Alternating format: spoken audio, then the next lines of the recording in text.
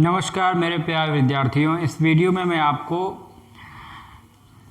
कुछ अलग टाइप का सवाल पढ़ाने जा रहा हूं। जैसा कि आप जानते हैं कि पहले मैं द्विघात समीकरण आपको पढ़ाता था, लेकिन इस वीडियो में मैं आपको पृष्ठीय क्षेत्रफल तथा आयतन के बारे में पढ़ाऊंगा। मतलब घन और घनाभ, शंकु, बेलन, इन सब चीज़ों के बारे में पढ़ाऊंगा। तो प्लीज़ हमारे साथ बने रहें और देखिए कि ये सवाल किस प्रकार से लगेगा। तो सवाल है, तीन घनों जिनकी भुजाएं क्रमशः 3 सेंटीमीटर, 4 सेंटीमीटर, 5 सेंटीमीटर हैं से एक घन बनाएं तथा नए घन का पृष्ठीय क्षेत्रफल ज्ञात करना है। कहने का मतलब तीन घन हैं जो कि अलग अलग माप के घन हैं। उन तीनों को जब पिघला कर या कैसे भी करके जब इकट्ठा कर लेंगे तो उससे एक नया घन बनाना है और उस नए घन का पृष्ठीय क्षेत्रफल निकालना है। ये इस सवाल में कह रहा है। ठीक है, तो चलिए मैं आपको इस फिगर के माध्यम से इसको बताने का प्रयास करता हूँ। देखिए, एक घन मान लो ये है। घन की सभी भुजाएं होती हैं बराबर, जानते हैं ना, वर्गाकार होते हैं। तो इस प्रकार से ये घन हो गया। मान लीजिए एक इसका 3 सेंटीमीटर, इसका 4 सेंटीमीटर और 5 सेंटीमीटर। हम जानते हैं कि सभी घन का जो होता है, सभी जो भुजाएं होती हैं घन की, वो क्या होती हैं, बराबर होती हैं। ठीक है, तो इन तीनों घनों को मिलाकर, मतलब चाहे कह सकते हैं पिघलाकर या कुछ भी करके एक बड़ा सा घन बनाना है जो कि एक नया घन होगा। तो उस नए घन की पृष्ठीय क्षेत्रफल क्या ज्ञात करना है। इस तरह का सवाल आपको क्लास 10th का ये सवाल है, आप इसको देखेंगे और 9th के बच्चे भी इस सवाल को देख सकते हैं। अदरवाइज मतलब कोई भी देख सकता है, क्योंकि मैथ सबके काम की चीज़ होती है। तो चलिए देखते हैं इस सवाल को कैसे लगाते हैं। ठीक है, तो मान लेते हैं, चूँकि नया घन दिया नहीं है तो मान लेते हैं, माना नए घन की भुजा बराबर ए। जो नया घन मानेंगे, क्योंकि अभी उसका कुछ पता नहीं है कितने उसकी भुजा की माप क्या है, तो नए घन की भुजा ए मान लेते हैं। अब जो है इन सब की भुजा दी हुई है, तीनों घनों की क्रमशः माप बराबर A1 मान लेते हैं। पहले वाले का तो 3 सेंटीमीटर दिया है, और A2 मान लेते हैं, दूसरे वाले का तो 4 सेंटीमीटर दिया हुआ है, और तीसरी जो घन है उसको हम मान लेते हैं A3, तो वो 5 सेंटीमीटर है। तो इस प्रकार से यहाँ पर तीन घन हैं और तीनों घनों की जो है वो भुजाएं उसमें दी गई हैं। ठीक है, और पांचवें घन मतलब जो नया घन बनेगा उसकी भुजा हमने मान लिया है। तो क्या करेंगे, तीनों घनों को जब हम इकट्ठा पिघलाकर जब उसका आयतन निकालेंगे तो वो नए घन के आयतन के बराबर होगा। मतलब तीनों घनों के आयतन को जब जोड़ते हैं तो वो नए घन के आयतन के बराबर होता है। तो नए घन का आयतन बराबर तीनों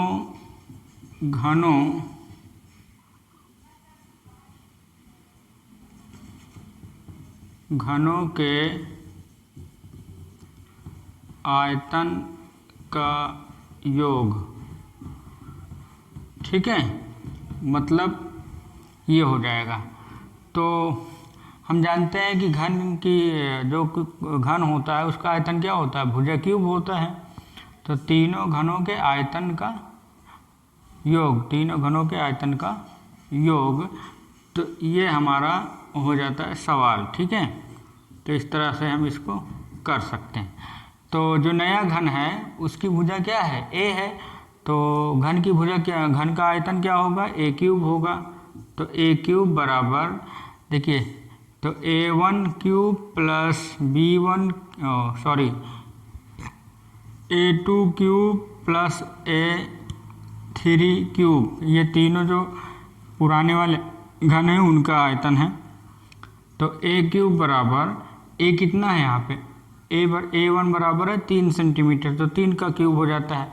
और B1 बराबर क्या है, 4, और A2 बराबर कितना दिया है, 4 क्यूब, और A3 बराबर दिया है 5 क्यूब। ठीक है, तो A क्यूब बराबर, अब 3 का क्यूब करेंगे तो 3 त्रिक 9 त्रिक 27, मतलब 3 का घन 27, और 4 का क्यूब करते हैं, 4 चौक 16 चौको 64, क्योंकि 4 को अगर 4 करते हैं तो 64 मतलब 64 आता है।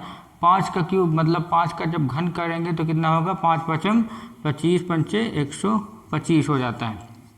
इनको जोड़ लेते हैं, 5 4 9 9 7 16 और 6 2 8 2 10 11 और 1 1 2 216। तो यहाँ पे आ गया a क्यूब बराबर 216। तो यहाँ भी पहले हम निकाल लेते हैं इसकी भुजा। तो ये आ जाएगा 216। तो जब 216 का घनमूल निकालते हैं तो घनमूल कितना आ जाएगा, 6 आ जाएगा, क्योंकि 6 छंग 36 और 36 छक्का 216 होता है। तो 6 का जो घन होता है वो 216 होता है और 216 का जो घनमूल होता है वो होता है 6। तो यहाँ पर a बराबर जो है 6 सेंटीमीटर निकल आई। मतलब तीनों घनों को मिलाकर जो नया घन बनाया गया था उसकी जो भुजा निकली है वो 6 सेंटीमीटर निकली है। ठीक है, अब इस सवाल में पूछा है नए घन का पृष्ठीय क्षेत्रफल ज्ञात कीजिए। ठीक है, तो इस सवाल को इधर मैं लगा देता हूँ। ठीक है, तो घन का पृष्ठीय क्षेत्रफल बराबर, तो यहाँ पे लिख दें नए घन का पृष्ठीय क्षेत्रफल बराबर, सूत्र होता है 6a², मतलब 6 गुणे भुजा स्क्वायर होता है ये पृष्ठीय क्षेत्रफल। 6 गुणे a कितना निकला, यहाँ पे नए घन की भुजा निकली है 6 सेंटीमीटर, यहाँ पे 6 कर देते हैं, इसको स्क्वायर कर देते हैं। 6 छंग 36 और 36 छक्का 216 सेंटीमीटर स्क्वायर। ये हो गया इसका जो है नए घन का पृष्ठीय क्षेत्रफल। अब पृष्ठीय क्षेत्रफल मैं आपको बता दूं क्या होता है। जैसे कोई भी चीज़ होता है उसके पूरा बाहर का जो आवरण होता है, कोई भी चीज़ जैसे गेंद है, गेंद का जो पृष्ठीय क्षेत्रफल पूछेगा तो पूरी गेंद का जो कवर होता है पूरा गोलाई का, उसी को कहते हैं पृष्ठीय क्षेत्रफल। उसी प्रकार से घन का पृष्ठीय क्षेत्रफल होता है घन के पूरे ऊपर का पूरा साइज, चारों ओर का सबका मिला के। तो इस प्रकार के सवाल अगर आए तो आप लगा लीजिएगा। तो घन का पृष्ठीय क्षेत्रफल होता है 6a²। तो इस प्रकार से हमने लिखा। तो नए घन का पृष्ठीय क्षेत्रफल 216 सेंटीमीटर स्क्वायर। जो क्षेत्रफल होता है उसको स्क्वायर में लिखते हैं और आयतन को क्यूब में लिखते हैं। ठीक है, तो इस प्रकार से आपका ये सवाल लग जाता है। और बने रहें हमारे साथ, चैनल को सब्सक्राइब कर लें, वीडियो को शेयर कर दें और वीडियो को लाइक ज़रूर कर दें। मिलेंगे अगले किसी अच्छे वीडियो के साथ, तब तक के लिए जय हिंद। इसका स्क्रीनशॉट आप ले लीजिए।